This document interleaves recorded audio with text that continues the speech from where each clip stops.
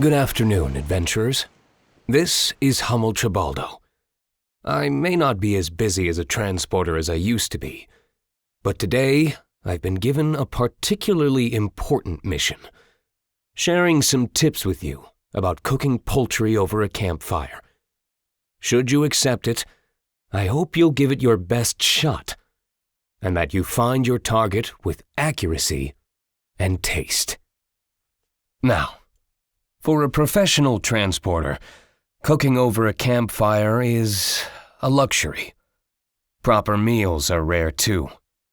Most of the time, you feel lucky when you can fill up on scraps and leftovers while hiding in back alleys. Sometimes, if you're on the go or being chased by authorities, you don't get to eat at all. Feeling safe enough to start a fire without fear of betraying your location is rare in a transporter's average day. Whenever cooking is an option, poultry is my go-to food for several reasons. A good game bird has just enough meat for one and is perfect for hunting with a rifle, or a rope trap if you're saving bullets or prefer not to make any noise. In comparison, animals of that size typically aren't that tasty and generally aren't worth the trouble. Birds are also easier to handle and process, so it's a win overall. There are several good ways to cook birds, depending on how much work you're willing to do, or have time for. The problem is, of course, the feathers. Plucking takes a while, but there are ways around it. If you happen to find yourself in an area rich with clay, there is a much easier way. Collect enough clay to make a very large ball and mix it with water until you get a dough-like paste. Spread the clay paste generously over the bird. Make it into a thick layer that penetrates the feathers and completely covers the entire thing. It's going to look like a wet clay ball with no glimpse of what is inside. Dig a shallow pit in the ground right next to the campfire. Put in the bird and pile it over with hot coals. Make tea and sit around for a while. The exact timing depends on the size of the bird. A small quail would take about 30 minutes. For a full-sized duck, a full hour may be necessary.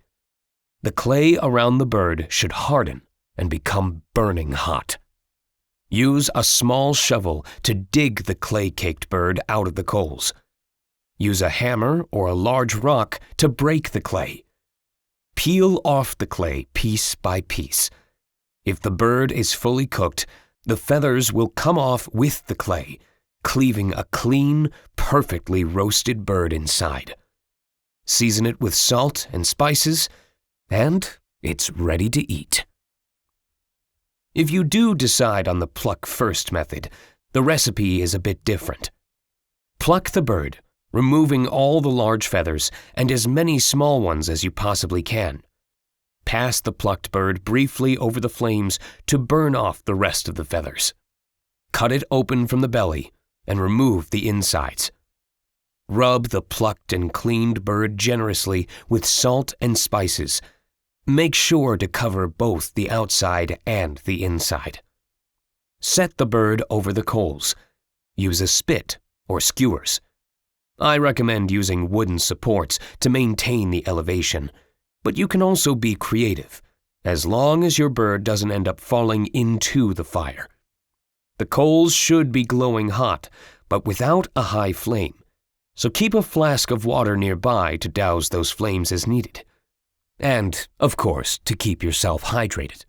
After all, a parched adventurer is a vulnerable and unfocused one. Just make sure not to pour too much, or you'll extinguish the fire. Cook the bird until it's golden brown and smells ready. The time's probably similar to clay baking, or maybe just a bit shorter. 20 or so minutes for a quail and 40 to 50 minutes for a duck. To make sure the bird is cooked through, poke its thickest part with a knife or a fork if you have one. You want to see the juice, but no blood coming out. Not even a slightly pinkish color. When you achieve that, it's ready to eat. I personally like to serve the birds with a garnish of vegetables. This adds not only flavor, but also essential nutrition. After all, healthy food is very important in a transporter's job.